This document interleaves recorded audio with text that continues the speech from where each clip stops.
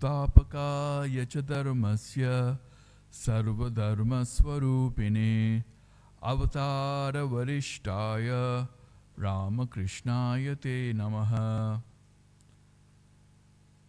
Namaste everyone. Welcome to this series of talks on the disciples of Sri Ramakrishna.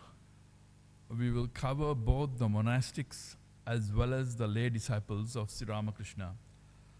So today's talk will be on Swami Advaitananda, who was born in 1928 and passed in 1909.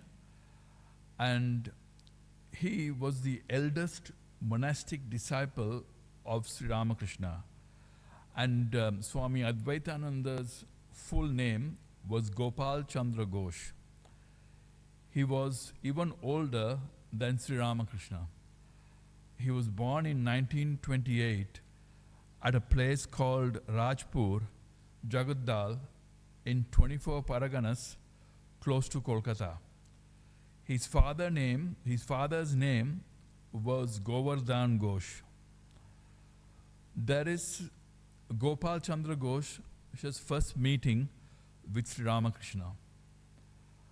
There is some ambiguity in not only Swami Chaitananda's God lived with them, but also in Swami Gambhiranandaji's apostles of Sri Ramakrishna as to when Gopal first met Sri Ramakrishna. It was either through Beni Pal of Sinti, Kolkata, or through Dr. Mahendra Pal of Sinti. The first account was that Gopal first met Sri Ramakrishna through his employer, Beni Madhav Pal. Beni was originally a Brahmo devotee, and as we have seen before in the case of Sashi, it was the Brahma Samaj, especially led by Keshav Chandra Sen, that exposed Sri Ramakrishna to the world, starting from Calcutta. Beni used to invite Sri Ramakrishna to his residence. The first meeting between Gopal and Sri Ramakrishna may have taken place in the late 1870s. The second account was that Gopal first met Sri Ramakrishna through Dr. Mahendra Pal of Sinti after Gopal's wife died. Gopal was distraught that his wife had died. He revealed this to his friend, Dr. Mahendra Pal. Mahendra was a devotee of Sri Ramakrishna who suggested that Gopal meet Sri Ramakrishna. Sometime in March or April 1884, Mahendra accompanied Gopal to Dakshineshwar to see Sri Ramakrishna. Even though Mahendra briefed Sri Ramakrishna on Gopal's grief, Sri Ramakrishna didn't pay much attention to him. Gopal also was not very impressed with Sri Ramakrishna. Gopal first met Sri Ramakrishna on either of these two occasions, or it might have been on both occasions that he met him in the company of Beni Madhav Pal and Dr. Mahendra Pal. But it may have occurred that when he met him in the 1870s, there was no interaction between Gopal and Sri Ramakrishna. And it was only after his wife died was there any interaction. So both of these may be correct, but there is some ambiguity as to which is the correct correct instance on which Gopal first met Sri Ramakrishna. Gopal's second and third visits to Dakshineshwar. It was after Gopal's second and third visits to Dakshineshwar that he felt attracted to Sri Ramakrishna and his spiritual advice. It was on these occasions that Sri Ramakrishna pointed out the limitations of a worldly life and attachment to the world. These are unreal or transitory. This message resonated with Gopal Chandra. He was also able to understand that Sri Ramakrishna was speaking the truth about the world. Sri Ramakrishna also spoke about God to Gopal. This appealed to him at his second and third visits. He seriously thought about renouncing the world then and there. He also thought about Sri Ramakrishna day and night when he was not in his company.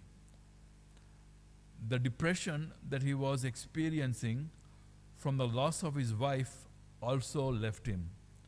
So it was only after the second and the third visits that Gopal started to get attracted to Sri Ramakrishna.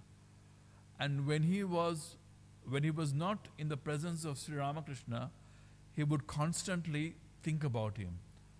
And this is not only in the case of Swami Advaitananda or Gopal, but in the cases of many other of the disciples as well.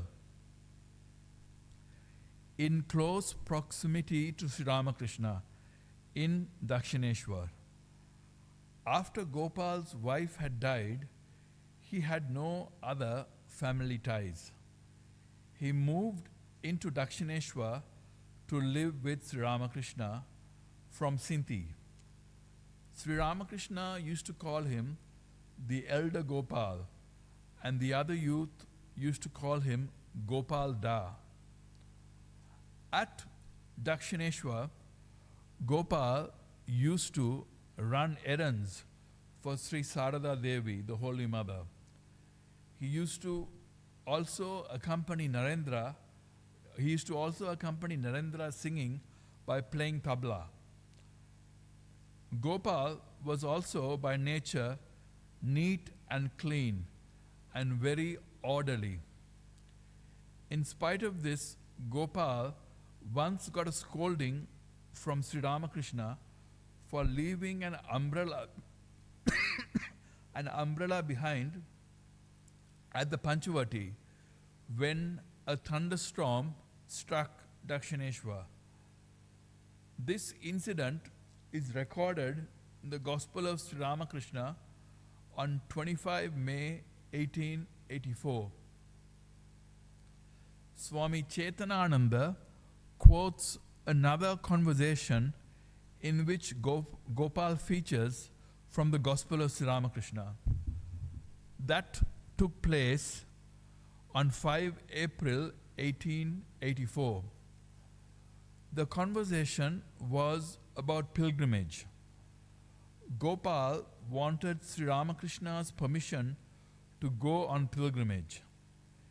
In response to this request, Sri Ramakrishna says a couple of things which are very instructive.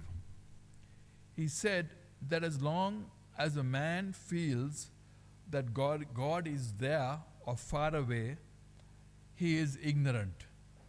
But he attains knowledge when he feels that God is here, that is, in close proximity. Sri Ramakrishna ends his conversation by saying, what a man or a woman seeks is very near him or her. But in spite of this, he or she still wanders from place to place. Gopal's initiation is based on Latu's reminiscences as presented by Swami Chetanananda. Latu once saw Gopal kneeling before Sri Ramakrishna and crying profusely while holding his feet. Sri Ramakrishna held him up. Since then, Latu says that he has seen Gopal chant the name of God every evening before the Krishna temple. In close proximity to Sri Ramakrishna at Shampukur and Kasipur, Sri Ramakrishna moved to Balaram Bose's residence, then to Shampukur, and thereafter to Kasipur in late 1885. Gopal also moved to these places to help with the care of Sri Ramakrishna. Some of the duties which devolved on Gopal were giving medicines to Sri Ramakrishna, nursing his wounds, liaising between doctors and the Holy Mother for the preparation of food. Still, it was the Holy Mother who carried Sri Ramakrishna's meals to him. In his free time, Gopal would practice meditation with his brother disciples. In spite of his best efforts in serving Sri Ramakrishna, Gopal lapsed in his service a number of times. These have been described to portray the human side of Sri Ramakrishna's disciples. A. Forgetting to give medicines to Sri Ramakrishna at the proper time. Once, Gopal forgot to give Sri Ramakrishna his medicines at the proper time. Sri Ramakrishna noticed this and asked, "Where is that old man?" Then someone reported to Sri Ramakrishna that Gopal was sleeping. Then Sri Ramakrishna said, "Oh, how many sleepless nights he has passed. Let him sleep. Please do not call him. You had better give me the medicines today." B. Gopal meditating at the time of giving food to Sri Ramakrishna. Once it was Gopal's duty to serve Sri Ramakrishna, but he went off to meditate somewhere. He meditated for a long time. When Girish Ghosh heard about this, he said, Gopal is meditating on him with eyes closed, who is lying sick on the bed. Fancy that. Gopal was sent for. When Gopal arrived, Sri Ramakrishna asked him to massage or stroke his feet. Sri Ramakrishna said to him that the reason for him accepting his service was because he did a number of virtuous deeds in his previous life. Causing pain to Sri Ramakrishna when cleaning his cancerous wound with an antiseptic. On another occasion, when cleaning Sri Ramakrishna's wound with an antiseptic, Gopal unintentionally inflicted some pain on Sri Ramakrishna. Sri Ramakrishna initially cried out. Gopal said that it was inevitable that he should get pain and offered to stop using the antiseptic. To this, Sri Ramakrishna asked him to continue. In the meantime, Sri Ramakrishna extricated his mind from his body, and he was not able to feel any pain thereafter. This allowed Gopal to thoroughly clean the wound with the antiseptic. D. Gopal inadvertently breathing on Sri Ramakrishna's food. Once some freshly cooked food was brought to Sri Ramakrishna. Generally, we offer food that has not been eaten to God. Gopal inadvertently breathed on that fresh food when it was brought for Sri Ramakrishna. As a result, Sri Ramakrishna could not offer it to God and consume it. A new batch of food had to be cooked. After this, Gopal became very wary of his service. Sri Ramakrishna's teaching on truthfulness and the founding of the Ramakrishna order. Sri Ramakrishna set a high benchmark for his disciples to follow. Gopal and the other youth tried to set themselves to this standard. Gopal did this in spite of his age and being older than Sri Ramakrishna. As we have already seen in the other chapters on the disciples, Sri Ramakrishna trained his disciples in the basics of moral and spiritual life. Once Gopal heard Sri Ramakrishna say, "Never tell a lie, even in a joke." Those of you will remember that Sri Ramakrishna said the same thing to Rakal or Swami Brahmananda. Gopal took it upon himself to follow this, and he saw Sri Ramakrishna following truthfulness in his own life without just preaching it. So it's one of the things that Sri Ramakrishna used to repeat to his disciples was to be truthful.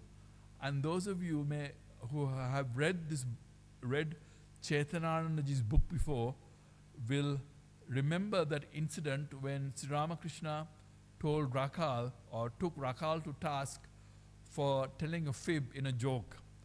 So that is very instructive. Once the doctors prescribed 3 lemons for Sri Ramakrishna, Gopal, in his enthusiasm to serve Sri Ramakrishna, brought a whole heap. But Sri Ramakrishna could not accept more than 3, as prescribed by the doctors. So Gopal had to return the rest. One of Gopal's important contributions was distributing some gerua or ochre-colored cloths to the youth aspiring monastic life. Initially, Gopal purchased some new cloths, rosaries, etc., to be distributed among the monks attending the Ganga Sagar Mela during the Makar Sankranti. Ganga Sagar is a place where the river Ganga reaches the sea or the Bay of Bengal. When Sri Ramakrishna heard about this, he advised Gopal that he would gain much more merit by distributing the cloths and beads to the youth aspiring for monastic life. As a result, on 12 January 1886, about 8 months before Sri Ramakrishna passed away, he distributed these things after blessing these. He distributed them to Narayan, Rakal, Niranjan, Baburam, Sashi, Sarath, Kali, Yogin, Latu, Tarak and Gopal. The 12th cloth was kept for Girish Ghosh. So the Ramakrishna order actually began with this, but the youth aspiring monastic life took vows informally at Anpur in December 1886 after Sri Ramakrishna passed away in August, and formally they performed the Virija Homa in most probably January 1887 at Baranagar. Gopal and Narendra.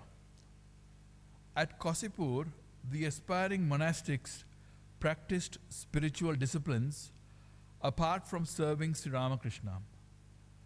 Narendra used to rally the youth and even Gopal because Sri Ramakrishna's life seemed to be ebbing away due to his throat cancer.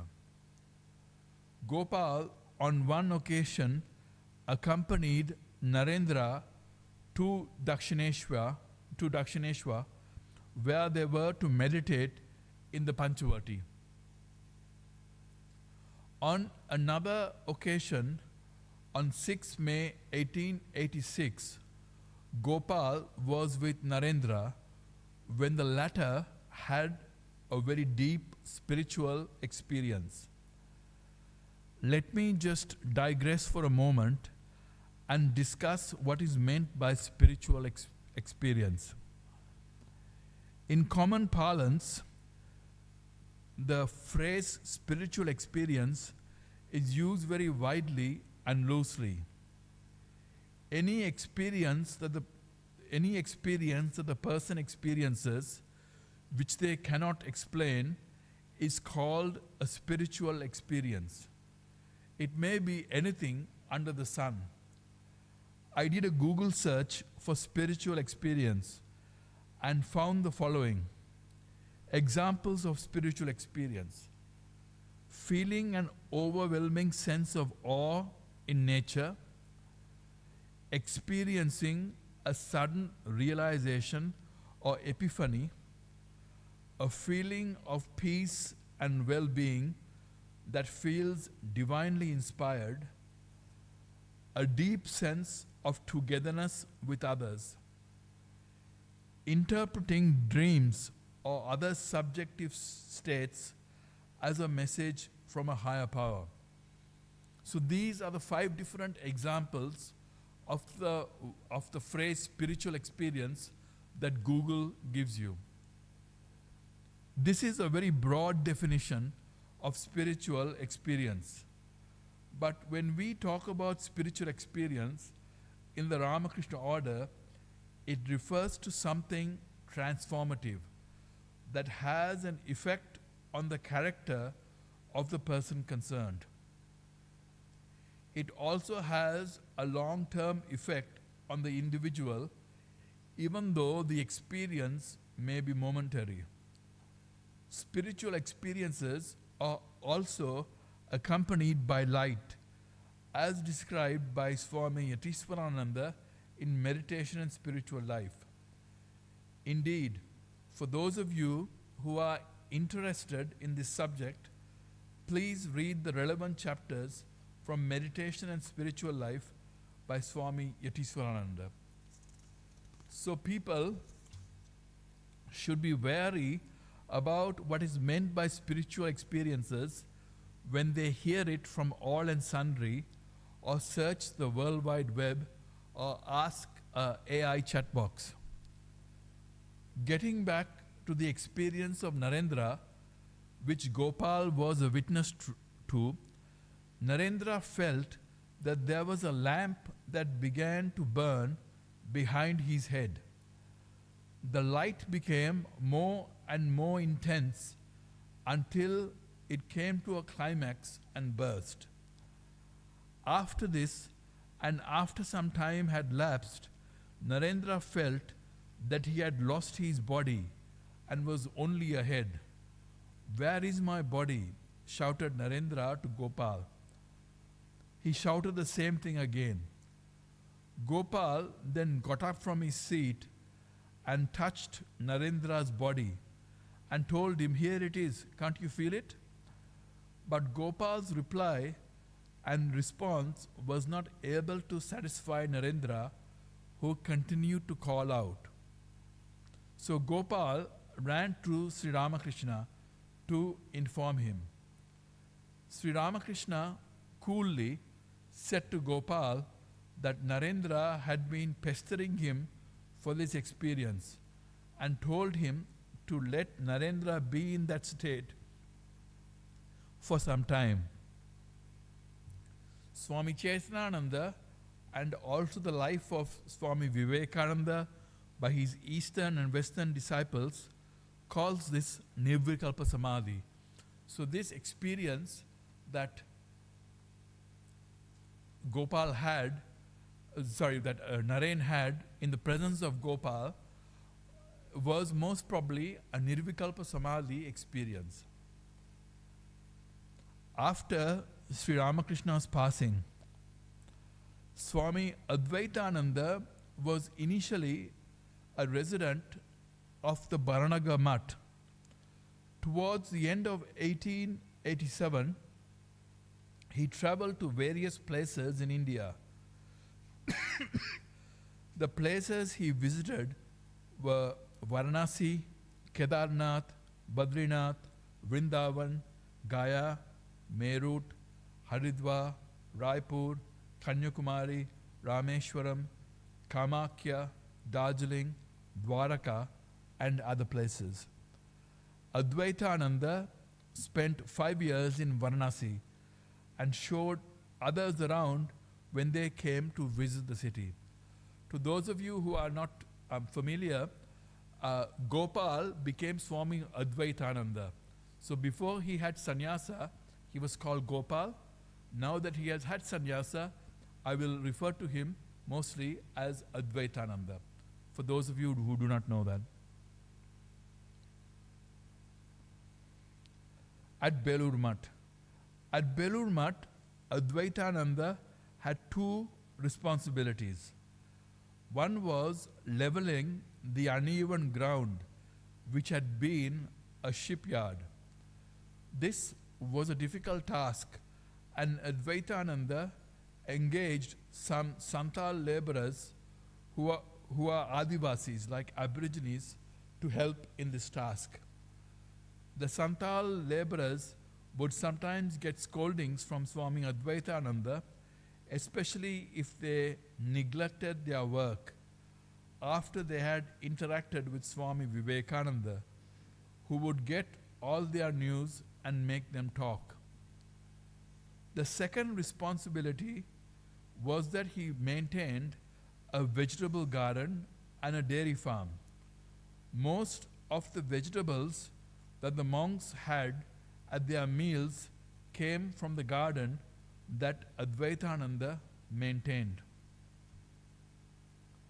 With respect to the vegetable garden, Swami Vijnanananda narrated an incident.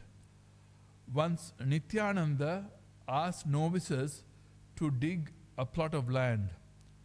The land was hard and difficult to dig. Advaitananda noticed this and told them that new people at the monastery should not be given such hard work. He then took the novices to another place and asked them to dig. At this new place, the land was harder. Swami Vivekananda and the others observed this and had a good laugh.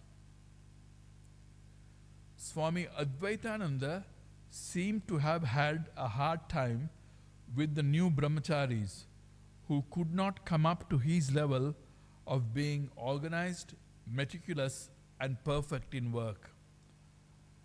The new boys used to also receive scoldings from Swami Advaitananda. Advaitananda used to rebuke monks and brahmacharis for banging doors, tearing cloths which made a shrill noise, because Sri Ramakrishna could not bear these. Once Holy Mother, Sri Sarada Devi, told Advaitananda, "My son, you are an old-timer. Your life is different from the modern boys who generally do not care for household matters.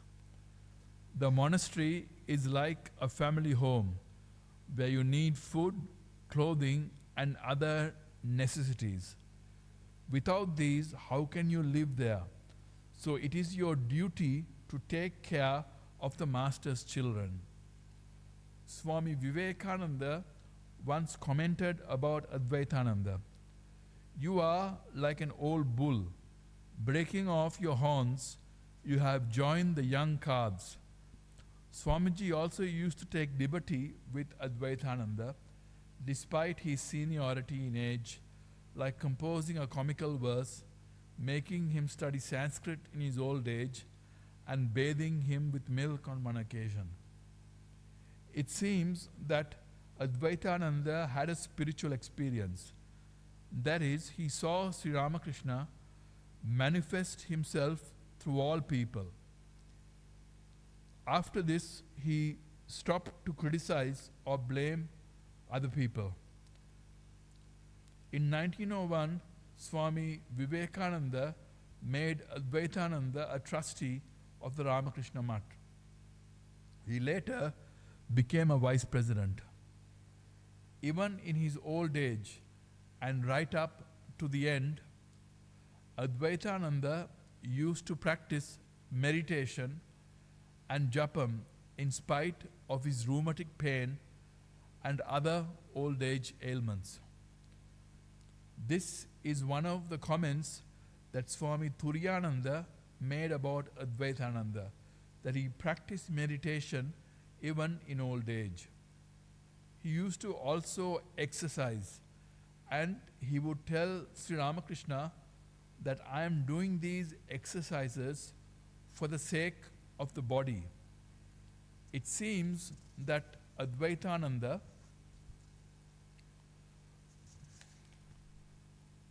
exercised but was weary that it may increase his body consciousness. So to raise himself above the body idea, he reported it to Sri Ramakrishna. After finishing these things, he would supervise the work in the mutt or do the ritualistic worship of Sri Ramakrishna if Swami Premananda was busy. In the evenings, he would go for a walk. This is the general routine that Swami Advaitananda followed in Belur Mutt.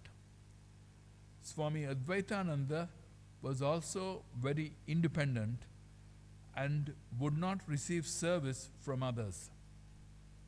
Nonetheless, towards the end, he had some stomach trouble and fever. Just before he passed away, he had a vision of Sri Ramakrishna carrying a mace. So Advaitananda asked Sri Ramakrishna why he was carrying a mace. To this, Sri Ramakrishna replied that he was Gadadhar. Gadadhar was not only the childhood name of Sri Ramakrishna, but also a name for Vishnu, who also carries a mace. This was from Swami Premananda's reminiscences as reported by Swami Chetanananda. Swami Advaitananda passed away at 4:15 p.m. on Tuesday, 28 December 1909. It is important to add that Swami Advaitananda was fully conscious till the end and was repeating Sri Ramakrishna's name. This was a good fortune that not all the disciples were able to experience. So with this, we come to a close of this talk on Gopal or Swami Advaitananda, and with that we finish. Thank you. Om Shanti Shanti Shanti Harihi Om.